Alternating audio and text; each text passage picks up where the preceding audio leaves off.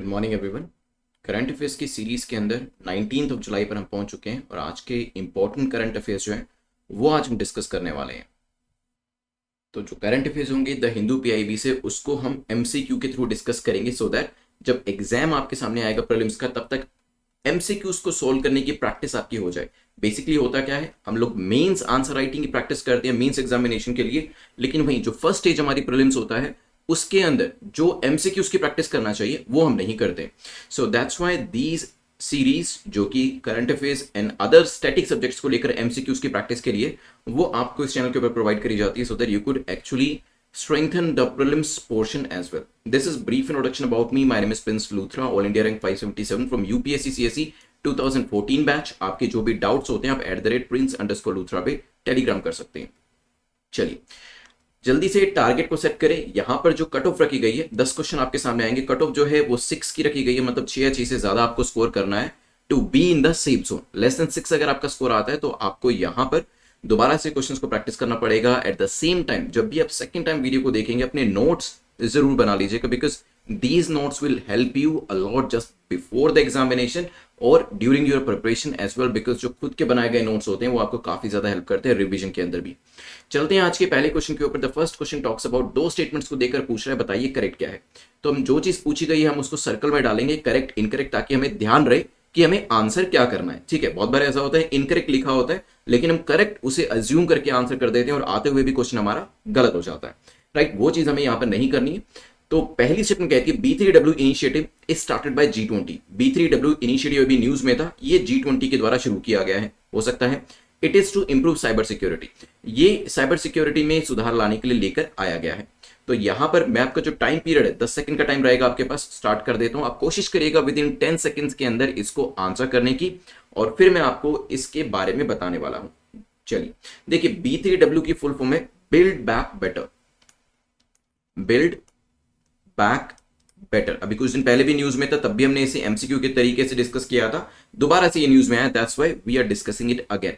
G7 group, जो group of 7 है, G मतलब ग्रुप, 7 मतलब 7 मेंबर्स है, ग्रुप ऑफ 7 कंट्रीज ने build back better world that is B3W initiative जो है वो इसको लेकर आए थे, जो अभी रिसेंटली 47th G7 की मीटिंग हुई थी। तो यहां पर G20 का ये प्रोजेक्ट नहीं है, किसका प्रोजेक्ट है ये? G7 कंट्रीज, जो पहले G8 के नाम से जानी जाती थी, लेकिन जब रशिया को इसमें से निकाला तो G8-1 ये G7 ग्रुपिंग बन गई थी। रशिया को क्यों निकाला था? क्योंकि रशिया ने क्रीमिया को टेक ओवर कर लिया था। ठीक है, जिसको काफी सारे पूरे मतलब वर्ल्ड के अंदर काफी सारी कंट्रीज ऐसी थी और खासतौर पे G7 कंट्रीज ऐसी थी जिसने रशिया के इस स्टेप को क्रिटिसाइज किया और रशिया को जो ये ग्रुप ऑफ 8 जो ग्रुपिंग हुआ करती थी इससे भी एग्जिट करना पड़ा। तो B3W इनिशिएटिव जो है वो G7 के द्वारा लाया गया है और ये साइबर सिक्योरिटी से रिलेट नहीं करता है, it is directly related to countering China. ये चाइना का जो बेल्ट एंड रोड इनिशिएटिव है उसको काउंटर करने के लिए लेकर आया गया है। तो दोनों ही स्टेटमेंट्स इनकरेक्ट होने की वजह से आंसर क्या हो जाएगा? The answer will be D. ध्यान रखिएगा B3W प्रोजेक्ट लाया किसके द्वारा गया है और इसका पर्पस क्या है, ये चीज भी काफी इंपॉर्टेंट हो जाती है। चलिए चलते हैं नेक्स्ट टॉपिक के ऊपर। नेक्स्ट टॉपिक हमारा सेकंड क्वेश्चन है। सेकंड क्वेश्चन हमारा, क्योंकि G7 के बारे में डिस्कशन हो रहा है, G7 को लेकर ही है, क्योंकि देखिए जो भी बॉडी या ऑर्गेनाइजेशन न्यूज में है उसको लेकर भी क्वेश्चन यहां पर बन सकता है, क्योंकि G7 B3W की वजह से न्यूज में थी, तो यहां पे G7 के ऊपर एक क्वेश्चन अदरवाइज भी आ सकता है। तो क्या ये इंटर गवर्नमेंटल ऑर्गेनाइजेशन है जो कि 1975 में बनाई गई थी? This is a possibility. Italy and Germany are members of G7। क्या ये दोनों ही कंट्रीज इटली और जर्मनी G7 के मेंबर हैं? हो सकता है। G7 does not have a formal constitution और अ फिक्स्ड हेडक्वार्टर। तो G7 का ना ही कोई कॉन्स्टिट्यूशन है और ना ही कोई फिक्स्ड हेडक्वार्टर है। टाइम पीरियड में शुरू कर देता हूं, सोच समझ के आंसर करिएगा। G7 के बारे में ग्रुप ऑफ 7 कंट्रीज कहा जाता है और काफी इंपॉर्टेंट कंट्रीज इसके अंदर आती है, जिसमें यूएस एंड यूके दोनों ही शामिल हैं। यहां पर बात करी जाए तो यस, ये एक इंटर गवर्नमेंटल ऑर्गेनाइजेशन है, 1975 में इसे बनाया गया था। इसके अंदर इटली और जर्मनी दोनों ही कंट्रीज शामिल है, तो ये स्टेटमेंट भी ठीक हो जाती है और इसका कोई भी अपना ऐसा कोई फॉर्मल कॉन्स्टिट्यूशन नहीं है और कोई भी फिक्स्ड हेडक्वार्टर भी नहीं है। तो आंसर क्या हो जाएगा? D will be the correct answer. ये सभी कंट्रीज G7 कंट्रीज आपके सामने है, ध्यान रखिएगा इसके बारे में। और क्वेश्चन जो है वो यहां पर पूछा जा सकता है। साथ ही साथ ये भी पूछा जा सकता है कि रशिया को कब एग्जिट किया था इसमें से और रशिया ने ज्वाइन कब किया था। ये चीजें इसलिए नहीं बता रहा हूं क्योंकि लास्ट टाइम जब हमने डिस्कस किया था तो मैंने आपको वो ईयर भी बताया था जब रशिया ने इसे ज्वाइन किया था और एग्जिट कब किया था, वो ईयर भी बताया था। अगर आपको याद है वो चीज तो प्लीज कमेंट सेक्शन में बताएगा, इससे ये भी पता चल जाएगा कि पुरानी चीजें आप भूल नहीं रहे हैं, उसे याद रख रहे हैं, क्योंकि वो चीज काफी जरूरी है। अदरवाइज क्या होगा, इतनी सारी इंफॉर्मेशन आपको पढ़नी पड़ती है यूपीएससी एग्जामिनेशन के लिए, तो सिर्फ करंट अफेयर्स कर रहे हैं स्टैटिक पोर्शन के अंदर भी, कि हम पुरानी चीजें जो है उसको रिवाइज करना बार बार जरूरी हो जाता है। अदरवाइज क्या होगा, हम पुरानी चीजें भूलते जाएंगे, नई नई चीजें पढ़ते जाएंगे, उसका कोई ज्यादा फायदा होने वाला नहीं है, क्योंकि क्वेश्चन एग्जाम में कहीं से भी बन के आ सकता है। चलिए चलते हैं नेक्स्ट टॉपिक के ऊपर। फिट 455 पैकेज अभी रिसेंटली रिलीज किया गया है। ये किसके द्वारा रिलीज किया गया है? Is it release by SCO, Shanghai Cooperation Organisation के द्वारा इसे लेकर आया गया है, यूरोपियन यूनियन के द्वारा, बिम्स्टेक ऑर्गेनाइजेशन के द्वारा, या ग्रुप ऑफ 7 के द्वारा? टाइम पीरियड में शुरू कर देता हूं, जल्दी से मुझे बताएं फिट 455 पैकेज जो है किसके द्वारा लाया गया? अगर आपको पता है कि किस चीज को लेकर है, किससे एसोसिएट करते हैं, तो वो भी बताइएगा। चलिए देखिए, बहुत से लोगों को लग सकता है G7 आंसर होगा, क्योंकि G7 को लेकर ही पहले 2 क्वेश्चन है, but the answer is not G7, it is brought to you by European Union, EU के द्वारा इसे दिसंबर 2020 के अंदर सबमिट किया गया। That is the revised NDCs. NDCs क्या है? Nationally determined contribution.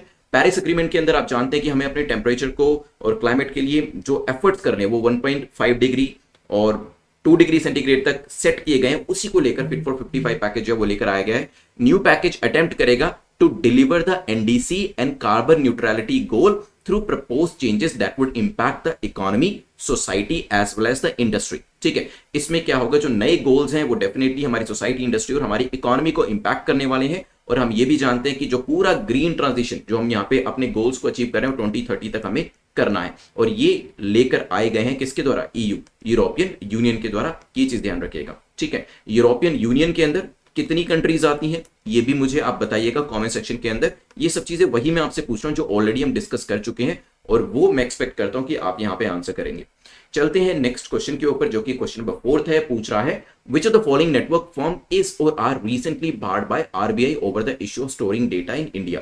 तो आरबीआई ने एक बहुत अच्छा कदम जो है यहां पर उठाया है, और कुछ ऐसी फर्म्स हैं उनको यहां पे बार करने की कोशिश करिए जो कि कह रहे थे कि हम इंडिया में डेटा को स्टोर नहीं करेंगे। तो देखिए, हम लोगों का डेटा है और वो डेटा इंडिया में ही स्टोर नहीं करना चाह रहे हैं, तो यहां पर आरबीआई ने एक कड़ा कदम जो है उठाया। क्या ये मास्टर कार्ड के अगेंस्ट में उठाया है, अमेरिकन एक्सप्रेस या फिर diners club?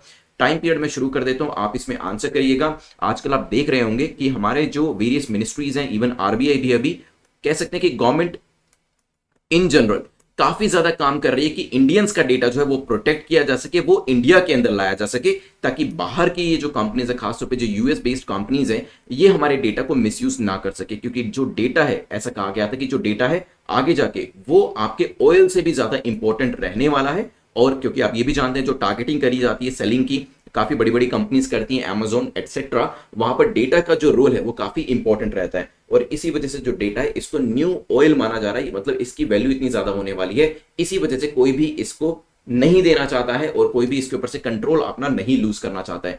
That's why RBI ने हम लोगों की प्रोटेक्शन के लिए, जो जनता है, जो कंज्यूमर्स हैं, जो यहाँ पे अकाउंट होल्डर्स हैं, उनकी प्रोटेक्शन के लिए कहा है कि भाई आप डेटा यहां पर लेके आओ, नहीं तो आपको बार कर दिया जाएगा। और अभी रिसेंटली मास्टरकार्ड, अमेरिकन एक्सप्रेस और डाइनर्स क्लब के अगेंस्ट में एक्शन भी लिए गए। तो आंसर क्या हो जाएगा?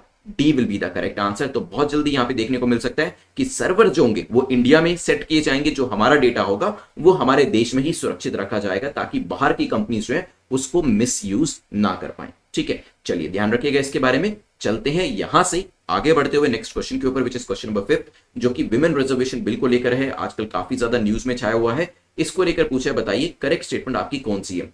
इसे सबसे पहले 2008 में लोकसभा में इंट्रोड्यूस किया गया था और 2015 में इसे पास भी कर दिया गया था। हो सकता है the bill lapsed in 15th Lok Sabha, bill जो था 15वीं लोकसभा के अंदर लैप्स भी हो गया।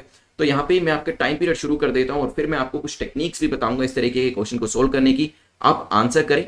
रिसेंटली पॉलिटिकल पार्टी ने एक डिमांड रेज करी थी कि जो long pending women reservation bill parliament के अंदर है उसे लेकर आया जाए और मॉनसून सेशन से के दौरान इसे पास भी किया जाए। ठीक है, चलिए, तो यहां पे जब रिसेंटली पॉलिटिकल पार्टी इसके बारे में बात कर रही है, इट मींस यहां पर ये पास नहीं हुआ होगा, राइट। तो यहां पर ये चीज ध्यान रखिएगा कि सेकंड स्टेटमेंट और थर्ड स्टेटमेंट कहीं ना कहीं कॉन्ट्राडिक्टरी है। कह रही है कि पास हो गया 2015 में, फिर कह रहे हैं कि लैप्स हो गया। अगर पास हो जाता तो लैप्स कैसे होता? क्योंकि यहां पे ये नहीं बताया कि लोकसभा में या राज्यसभा में, तो अपने आप में काफी कंफ्लिक्टिंग स्टेटमेंट हो जाते हैं, क्योंकि आप जानते हैं कि बिल को लोकसभा राज्यसभा में पास कराना पड़ता है, उसके बाद ही वो एक्ट बनता है। ठीक है, तो हो सकता है किसी एक जगह पे पास हो गया हो।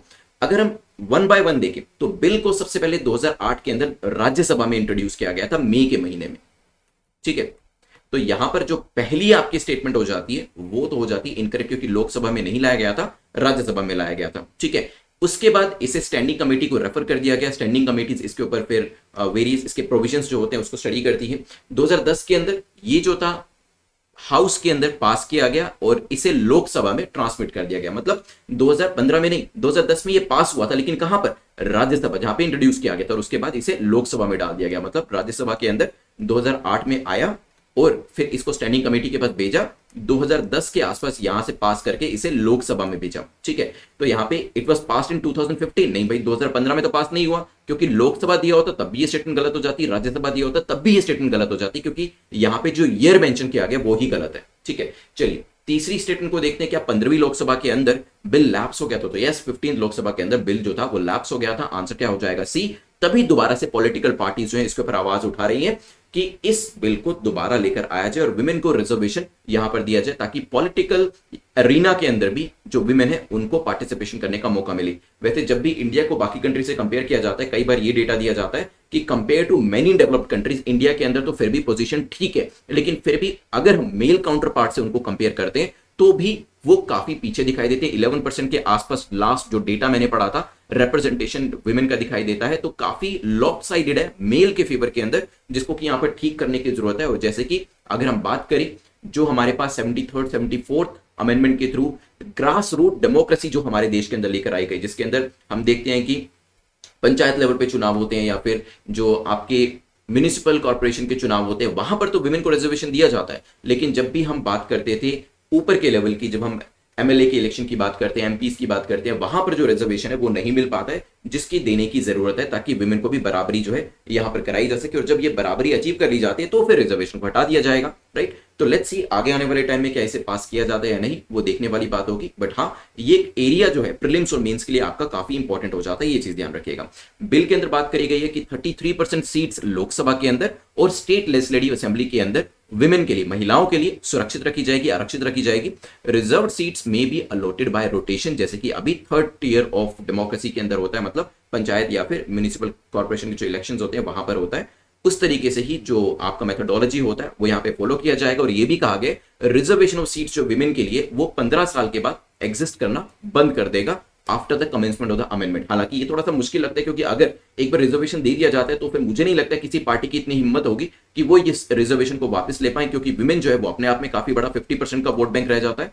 तो एक बार अगर दे दिया जाता है तो थोड़ा सा मुश्किल हो जाएगा। बट हाँ, देना अभी जरूरी है, क्योंकि यहां पर उतना ज्यादा विमेन का पार्टिसिपेशन नहीं है। जब हो जाएगा तो हो सकता है यहां पर विमेन खुद ही गए कि हमें नहीं चाहिए, आप इसे विड्रॉ कर लीजिए, बिकॉज अभी हम सही तरीके से रिप्रेजेंट कर सकते हैं अपने आप को। चलिए चलते हैं यहां से आगे बढ़ते हुए। जो crack UPSC exam in 100 days की सीरीज है, आप इसको सब्सक्राइब कर सकते हैं ताकि 100 डेज में आपकी बेहतर तरीके से तैयारी हो सके। देखिए 100 डेज की जो सीरीज है, 200 डेज की सीरीज है, इसको आप सब्सक्राइब कर सकते हैं और चाहे तो इसे मिनिमम पॉसिबल टाइम में, अभी जितना एग्जाम के लिए आपके दिन बचे हैं प्रीलिम्स एग्जाम के लिए, तब भी आप इसे कवर कर सकते हैं, क्योंकि इसमें आपको 2 से ढाई घंटे का टाइम ही डेली बेसिस पे देना होता है और आपकी प्रीलिम्स की तैयारी काफी अच्छी से हो जाती है। 100 डेज की सीरीज में प्रीलिम्स और मेंस के असाइनमेंट्स जो है वो आपके 200 डेज में कवर हो जाते हैं। डे वाइज तैयारी करने को आपको मिलती है, ताकि आपको खुद शेड्यूल की जरूरत ना पड़े। आप आए, अपने डे को ओपन करें और उसके अंदर जो असाइनमेंट्स हैं वो आप यहाँ पर कंप्लीट करते हुए चले जाएं, ठीक है। इसके अंदर सेपरेट जो सीरीज है वो भी आपके दिए। मान लीजिए आप डे वाइज तैयारी नहीं करना चाहते हैं, आप सीरीज बाय सीरीज तैयारी करना चाहते हैं, तो पहले लक्ष्मीकांत की सीरीज में जाइए, उसे पूरा देखिए, लेक्चर्स को देखिए,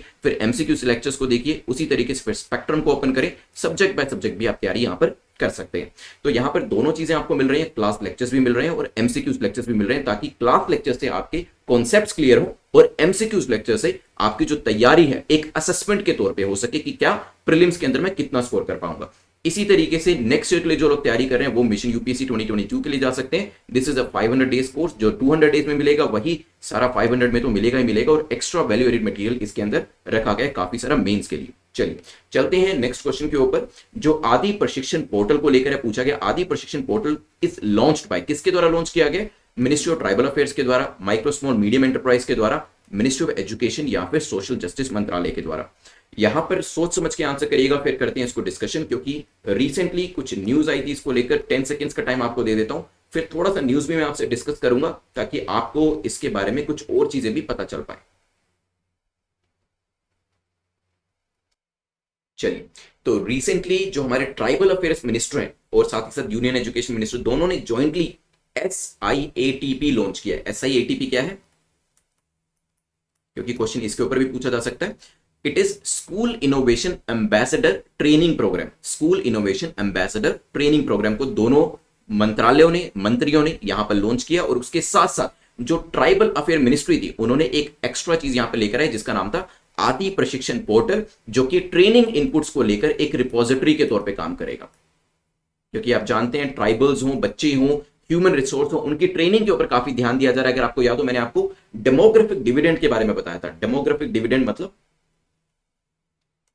ये कॉन्सेप्ट जब हम लोग तैयारी कर रहे थे काफी ज्यादा चलता था, और अभी बात करी जाती है कि हमारी जो पॉपुलेशन है वो एजिड हो रही है, एजिंग हो रही है पॉपुलेशन की ज्यादा से ज्यादा। लेकिन डेमोग्राफिक डिविडेंड का मतलब होता है कि यूथ पॉपुलेशन जो है अभी भी हमारी पॉपुलेशन के अंदर काफी ज्यादा है, लेकिन वो यूथ पॉपुलेशन हमारे लिए एसेट बनेगी या लाइबिलिटी बनेगी, ये चीज डिसाइड करी जाएगी क्या हम उनको प्रॉपर ट्रेनिंग दे पाते हैं या नहीं। If we are able to give them the proper training, then we will transmute them into an asset, but if you are not able to do that, then they will become the liability for the country. That's why यहां पर इस तरीके के portals, इस तरीके की trainings जो है government is initiating on almost daily basis. अलग अलग तरीके से पोर्टल्स बनाए जा रहे हैं ताकि जो हमारे यहाँ पे ह्यूमन रिसोर्स है उसको एक्चुअल में एसेट में कन्वर्ट किया जा सके। तो यहां पर ये किसके द्वारा लेकर आया गया, मिनिस्ट्री ऑफ ट्राइबल अफेयर्स के द्वारा। आंसर क्या हो जाएगा आपका, A will be the correct answer. ठीक है, चलिए चलते हैं यहां पर क्वेश्चन नंबर 6 से आगे बढ़ते हुए क्वेश्चन नंबर 7 को देख लेते हैं। क्वेश्चन नंबर 7 जो है वो बात करता है किसान सारथी के बारे में। पूछा गया किसके द्वारा इसे लॉन्च किया गया, क्या मिनिस्ट्री ऑफ एग्रीकल्चर के द्वारा, इलेक्ट्रॉनिक्स इंफॉर्मेशन टेक्नोलॉजी के द्वारा, फार्मर्स प्रोड्यूसर्स ऑर्गेनाइजेशन के द्वारा, या फिर A and B both. 10 seconds का टाइम है, सोच समझ के आंसर करिएगा, क्योंकि किसान सारथी भी काफी न्यूज में आजकल, और इसको लेकर और इससे एसोसिएटेड बॉडीज जो हैं वो भी हम डिस्कस करेंगे। So it is jointly launched by union minister for agriculture and farmers welfare. तो एग्रीकल्चर मिनिस्ट्री तो आपकी आई जाती है, साथ ही साथ union minister for electronics and information technology भी इसमें आ जाती है, क्योंकि देखिए किसान सारथी एक डिजिटल प्लेटफॉर्म है। ठीक है, तो डिजिटल प्लेटफॉर्म किससे रिलेट करता है, किसान से, फार्मर से, तो एग्रीकल्चर मिनिस्ट्री भी है और मीटी दोनों शामिल है इसमें। तो आंसर क्या हो जाएगा, D will be the correct answer. Jointly इसे लॉन्च किया गया, एक डिजिटल प्लेटफॉर्म है जो कि फार्मर्स को हेल्प करेगा, फैसिलिटेट करेगा to get the right information at the right time in the right language। तो यहां पे किसान जिस भाषा में इंफॉर्मेशन को चाहता है वो इंफॉर्मेशन किसान को प्रोवाइड कराई जाएगी, उसी की लैंग्वेज में, जिस लैंग्वेज में वो चाहते हैं, जिस टाइम पर वो चाहते हैं, और राइट इंफॉर्मेशन उनको प्रोवाइड करी जाएगी। It is an autonomous organisation. किसकी बात करिए, किसान सारथी इज एन ऑटोनोमस ऑर्गेनाइजेशन जो कि department of agriculture research and education, that is DARE के अंदर आती है। देखिए लॉन्च किसके द्वारा किया गया, दोनों के द्वारा मिलके, लेकिन आती किसके अंदर है, आपके डेयर के अंदर। डेयर किसके अंदर आता है, मिनिस्ट्री ऑफ एग्रीकल्चर। तो department of agriculture research and education ministry of agriculture के अंदर ही आता है। अगर क्वेश्चन ये होता किसान सारथी कम्स अंडर, तो फिर आंसर क्या होता, तो आंसर ए होता। लेकिन पूछा गया लॉन्च किसके द्वारा किया गया, तो लॉन्च दोनों के द्वारा किया गया, क्योंकि इसमें फार्मर्स के लिए टेक्नोलॉजी का, डिजिटल प्लेटफॉर्म का कंपोनेंट है, इसी वजह से मीटी भी इसमें शामिल है। तो देखिए क्वेश्चन यहीं से बदल जाता है। आपको लगेगा कि सर ने तो ये बताया था कि दोनों मंत्रालय शामिल है, तो मैंने डी मार्क कर दिया, लेकिन आपको क्वेश्चन भी समझना पड़ेगा क्या है। अगर क्वेश्चन पूछते हैं कि किसके द्वारा लॉन्च किया गया, तो डी आंसर ठीक है,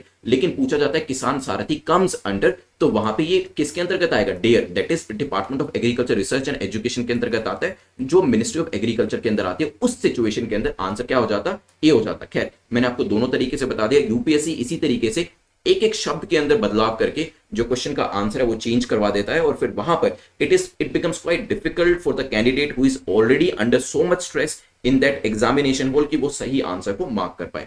इसे अब बात करें, एक तरीके से रिन्यू किया गया, क्योंकि पहले इसे जुलाई 1929 में बनाया गया था। तब इसका नाम इंपीरियल काउंसिल, इंपीरियल क्यों, क्योंकि तब हम ब्रिटिश रूल के अंडर में थे, तो जितनी भी चीजें होती थी वहां पे इंपीरियल शब्द का यूज किया जाता था। Imperial council of agriculture research इसे कहा जाता था। हेडक्वार्टर इसका न्यू दिल्ली में है, और ये एक एपेक्स बॉडी है किस चीज के लिए, कोऑर्डिनेशन के लिए, गाइडिंग के लिए, मैनेजिंग के लिए, रिसर्च के लिए, एजुकेशन के लिए। किस सेक्टर के अंदर, एग्रीकल्चर सेक्टर हो गया, हॉर्टिकल्चर हो गया, फिशरीज हो गया, एनिमल साइंस हो गया। पूरी कंट्री के अंदर, पूरे देश के अंदर जहां पर भी agriculture, horticulture, fishery, animal science को लेकर कोई भी स्टडी करी जाती है, रिसर्च करी जाती है, गाइडिंग का कोई काम होता है, कोऑर्डिनेशन का काम होता है, वहां पर इसका इस्तेमाल किया जाता है, और अभी इसे ऑनलाइन किया गया। तो आंसर क्या हो जाएगा, D will be the correct answer. ध्यान रखिएगा किसान सारथी जो है ये राइट इंफॉर्मेशन किसान को प्रोवाइड करेगा राइट टाइम पर, उसकी अपनी भाषा के अंदर। चलिए एक स्पीसीज रिलेटेड क्वेश्चन भी पूछ लेते हैं, रिसेंटली न्यूज में था और रिसेंट न्यूज में आने वाली स्पीसीज जो है वो आपके लिए बहुत इंपॉर्टेंट हो जाती है। So what is the IUCN status of टोके गेको? टोके गेको का आईयूसीएन स्टेटस क्या है? मैं आपका टाइम पीरियड शुरू कर देता हूं, आप बताइएगा। वैसे ये schedule 4 of wild life protection act 1972 के अंदर आती है, ठीक है। जो आपका टोके गेको है ये गैकोनिडे फैमिली से रेप्टाइल है, ये ध्यान रखिएगा, और इंडो मलायन रीजन के अंदर काफी ज्यादा पाई जाती है और इसे प्रोटेक्शन स्टेटस अगर बात करें आईयूसीएन के हिसाब से ये आती है लीस्ट कंसर्न के अंदर, ठीक है। कम से कम चिंता, सी इसका आंसर हो जाएगा। तो यहां पे कुछ इस तरीके से रेप्टाइल दिखाई देती है, अभी न्यूज में थी, that's why we discussed about it. चलते हैं क्वेश्चन नंबर 9 के ऊपर, जो कि सुपेस के बारे में है। पूछा गया SUPACE portal is launched, it is associated with. जो सुपेस पोर्टल लॉन्च किया गया है ये किससे रिलेट करता है? क्या ये जुडिशरी का कोई पोर्टल है, लेजिस्लेचर के लिए कोई पोर्टल है, एग्जीक्यूटिव्स के लिए जो आप बनने वाले हैं, या फिर नन ऑफ द अबव, किसी और ही एरिया के लिए पोर्टल जो है लॉन्च किया गया है? सुपेस की फुल फॉर्म पता है तो आसानी से बता पाएंगे, नहीं भी पता तो भी कोई बात नहीं। यहां पे सोचिए आपने कहां पढ़ा था इसके बारे में, क्योंकि चीफ जस्टिस ऑफ इंडिया ने लॉन्च किया था आर्टिफिशियल इंटेलिजेंस बेस्ड पोर्टल जिसका नाम था SUPACE in the judicial system, जिसमें क्या किया जाएगा, जो जजेस हैं उनको लीगल रिसर्च में असिस्ट किया जाएगा इस पोर्टल के द्वारा। कोई नया पोर्टल नहीं है, लेकिन न्यूज में दोबारा आया था, that's why we discussed about it. Answer क्या हो जाएगा? A will be the correct answer. सुपेस के बारे में जरूर ध्यान रखिएगा, मैं आपको जो फुल फॉर्म है वो भी बता देता हूं। So this is supreme court portal for assistance in court efficiency. Supreme court portal, सु मतलब supreme court, portal for assistance in court efficiency, ठीक है। जो ये पूरा प्रोजेक्ट है, the project is first of its kind initiative of the government of India, जहां पे आर्टिफिशियल इंटेलिजेंस का इस्तेमाल किया जाएगा, डेटा साइंस का इस्तेमाल किया जाएगा, मशीन लर्निंग टेक्निक्स यूज करी जाएंगी, सिटीजन सेंट्रिक रिफॉर्म जो है वो भी यहां पर लेकर आए जाएंगे, ठीक है। पहले इस तरीके का एक सिस्टम एमओडी के द्वारा लेकर आया गया था, आईटी कानपुर की हेल्प से उसे बनाया गया था। ऑटोमेटिकली हैंडल करेगा, एनालाइज करेगा कंप्लेंट्स को लोगों की, और ह्यूमन इंटरवेंशन जो है वो यहां पर रिड्यूस करी जाएगी, टाइम काफी बचेगा, ट्रांसपेरेंसी आएगी और डिस्पोजल ऑफ केसेस जो है वो काफी जल्दी यहां पर होने की संभावना बन जाएगी। चलिए चलते हैं आज के 10th क्वेश्चन के ऊपर, जो कि उमंग ऐप को लेकर है। पूछा गया उमंग ऐप को लेकर बताएं तीनों स्टेटमेंट में से कौन सी स्टेटमेंट आपकी करेक्ट है। It is N all in one unified app, अपने आप में एक अकेली ऐप है जिसमें काफी सारी चीजें हैं। एनपीसीआई के द्वारा इसे बनाया गया है, जिसने भीम ऐप भी बनाई थी, याद होगा आपको।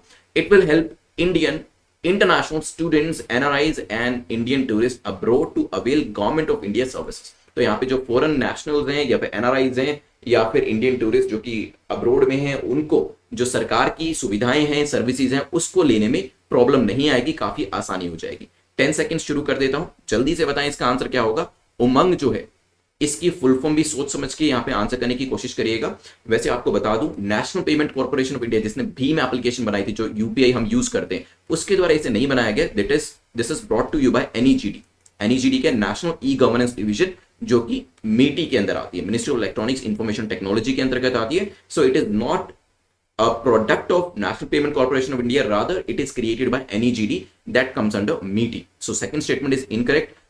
अगर हम उमंग की बात करते हैं, उमंग काफी न्यूज में आजकल। उमंग ने एक बेस्ट एम गवर्नमेंट सर्विस का भी अवार्ड हासिल किया था at the 6th world government summit, जो कि दुबई यूएई में हुई थी फरवरी के महीने में 2018 में। और अभी कुछ दिन पहले भी हमने वैसे उमंग ऐप के बारे में इस तरीके से डिस्कशन किया था। अगर बात करें तो यस, एक all in one unified app है, जो कि Indian international students, NRIs, Indian tourist abroad, इन सबको भारतीय सुविधाओं और सर्विसेज के बारे में जानकारी देती है और उनको फैसिलिटेट करती है। तो आंसर क्या हो जाएगा यहाँ पर? B will be the correct answer.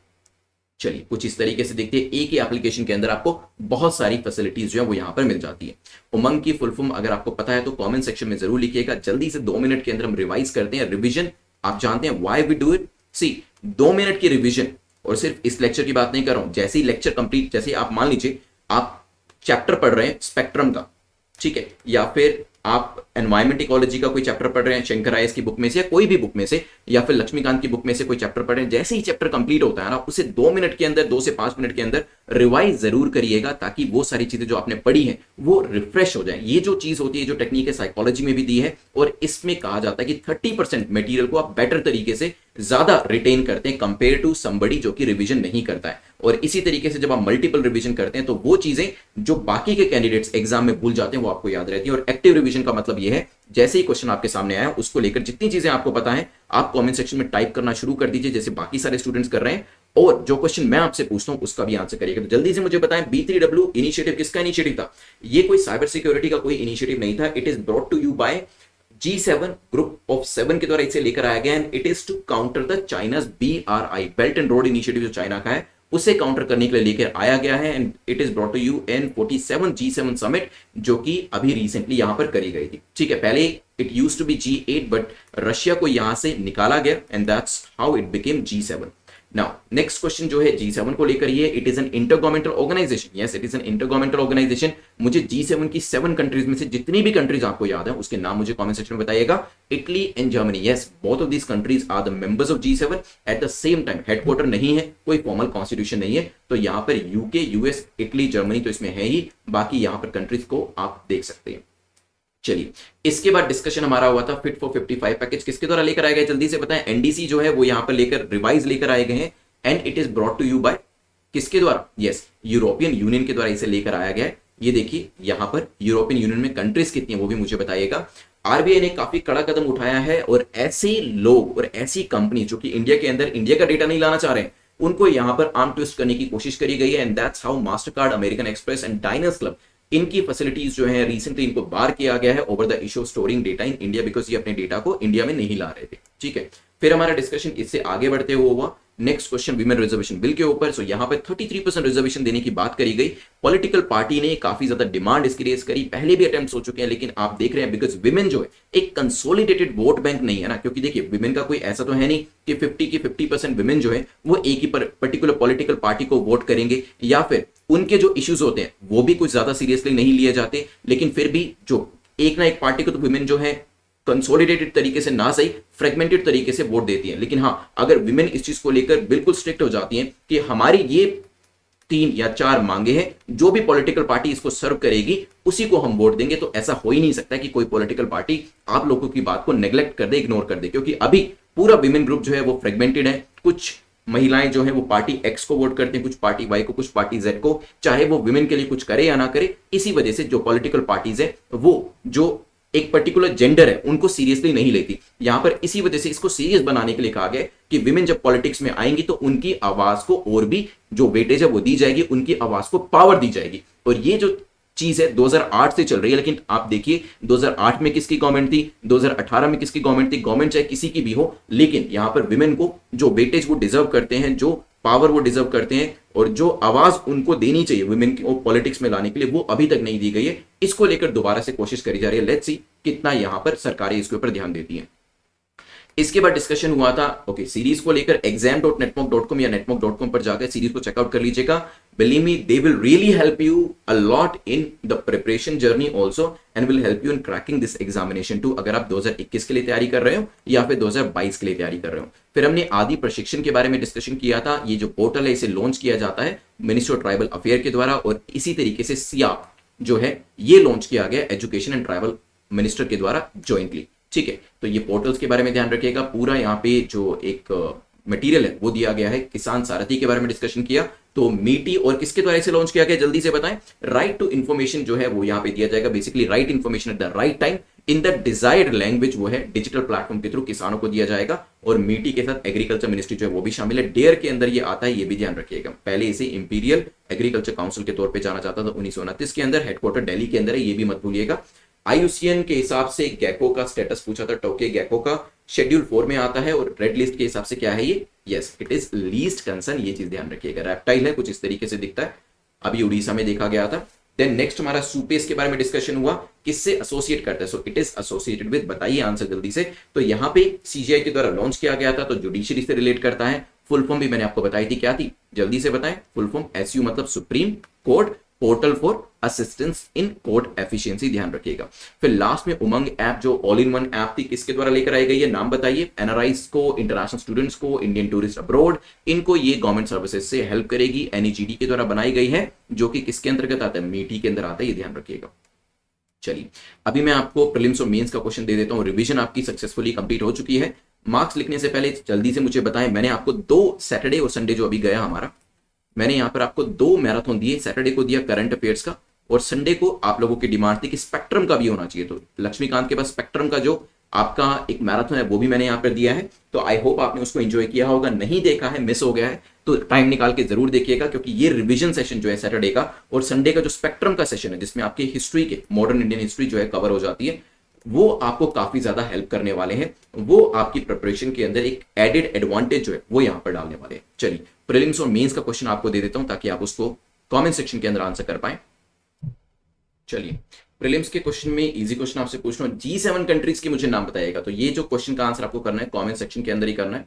तो YouTube के कमेंट सेक्शन के अंदर अगर आपको 2 कंट्रीज के नाम याद है तो 2 लिख दीजिए, 1 याद है तो 1 लिख दीजिए, 7 के 7 आपको याद है तो 7 लिख दीजिए, ठीक है। सो यहां पर 1-2 भी लिखेंगे तो भी चलेगा, बट हाँ G7 कंट्रीज के नाम जितने आप रिकॉल कर पाए वो जरूर लिखिएगा।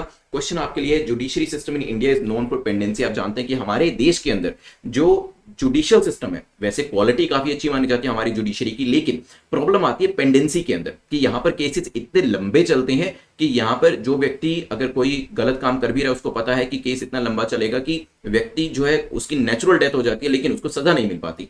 तो इसको कैसे इंप्रूव कर सकते हैं एज अ सिविल सर्वेंट, आप किस तरीके से यहां पर, जस्ट अ सेकेंड, चलिए अभी करेक्ट कर दिया मैंने, सजेस्ट सम मेजर्स, यहां पे कुछ मेजर्स जो है वो आप सजेस्ट करेगा एज ए सिविल सर्वेंट। तो आप जानते हैं हमारा जुडिशियल सिस्टम क्वालिटी वाइज अच्छा है, लेकिन सिर्फ क्वालिटी मैटर नहीं करती है, जो एफिशिएंसी होती है वो भी काफी ज्यादा इंपॉर्टेंट होती है। अगर आपने एक केस की जजमेंट 50 साल के बाद दी, चाहे कितनी ही सही तरीके से आपने जजमेंट क्यों ना दी हो, लेकिन वो बिल्कुल बेकार हो जाएगी, क्योंकि यहां पे व्यक्ति जो है जो 50 साल तक जिया ही नहीं, उसको तो पता ही नहीं कि जजमेंट उसके फेवर में गई या नहीं गई। वो व्यक्ति तो 50 साल से सिर्फ इंतजार कर रहा था किस चीज का, जस्टिस का, और justice delay is justice denied, ये आपने सुना होगा, ठीक है। तो यहां पे justice buried is justice hurried ये भी है, लेकिन हाँ justice delayed is justice denied वो भी एक आपके यहां पर जो एक फ्रेज है वो चलती है। तो यहां पे हम इस चीज को कैसे ठीक कर सकते हैं कि भाई इतना लंबा समय ना लगे हमें जस्टिस मिलने में, कैसे यहां पर इस तरीके की प्रणाली हो कि लोग क्राइम करने से पहले डरे, क्योंकि उनको पता है कि 2 महीने में जजमेंट आ जाएगी और फिर उनको यहां पर सलाखों के पीछे जाना पड़ेगा। खैर यहां पे ये जो क्वेश्चन है मेंस में पूछा जाएगा आपसे, तो 150 वर्ड्स में आंसर करिएगा। मेंस का ग्रुप ये आपका है, टेलीग्राम का ज्वाइन कर लीजिएगा, इसको सर्च कर लीजिएगा, नहीं मिले तो मुझे मैसेज कर दीजिएगा। दिस इज द इंटरव्यू का ग्रुप, यहां पे आप इंटरव्यू रूम में बैठे हैं, ठीक है। दे आर 5 पीपल जो बैठे हैं, और यहां पर आपके कौन बैठे हैं, यहाँ पे जो चेयरपर्सन है आपके बोर्ड के वो बैठे हैं, और वो आपसे पूछते हैं कि बताइए जुडिशरी के अंदर ये दिक्कत है क्या कि यहां पे डिले काफी ज्यादा होता है, तो आप इसको कैसे सोल्व करेंगे। तो वहां पर आपको 60 सेकंड्स के अंदर आंसर सोच के बताना पड़ेगा, ठीक है। तो इंटरव्यू के अंदर भी 60 सेकंड्स की रिकॉर्डिंग जो है आप डाल सकते हैं। These are the various series जिसको आप सब्सक्राइब कर लीजिएगा, they will help you a lot in reaching your goal, आपको आपके गोल तक पहुंचाने में ये सीरीज आपकी काफी ज्यादा हेल्प करने वाली है। सेकंड चैनल के ऊपर आई होप आपको जो एनिमेशन के वीडियोस मिल रहे हैं आप उसको एंजॉय कर रहे होंगे, और क्या वहां पे देखना चाहते हैं वो भी मुझे बताइएगा। अपने मार्क्स को कमेंट सेक्शन में जरूर लिखिएगा, 6 से ज्यादा किया तब भी, 6 से कम है तब भी, 0 भी स्कोर क्यों ना किया हो उसको लेकर शर्माइएगा मत। रीजन इज क्योंकि आगे आने वाले दिनों में अगर आप रेगुलर बेसिस पे प्रैक्टिस करते हैं so these marks will improve, gradually improve होंगे। देखिए इंप्रूवमेंट इस तरीके से नहीं होगा कि 0-0-0 स्कोर करने के बाद आप 10-10 स्कोर करना शुरू कर देंगे, नहीं, लेकिन 0 से 1, 2, 3 पे आएंगे, 3, 4, 5 पे आएंगे, और ग्रेजुअली वो आपका स्कोर कट ऑफ से ऊपर जाना शुरू हो जाएगा, ठीक है। टेलीग्राम का लिंक नीचे डिस्क्रिप्शन में उसे ज्वाइन कर लीजिएगा। वीडियो को लाइक और शेयर जरूर कर दीजिएगा because that helps our team a lot. Thanks for watching this video, have a nice day, take care, good bye, I will see you tomorrow.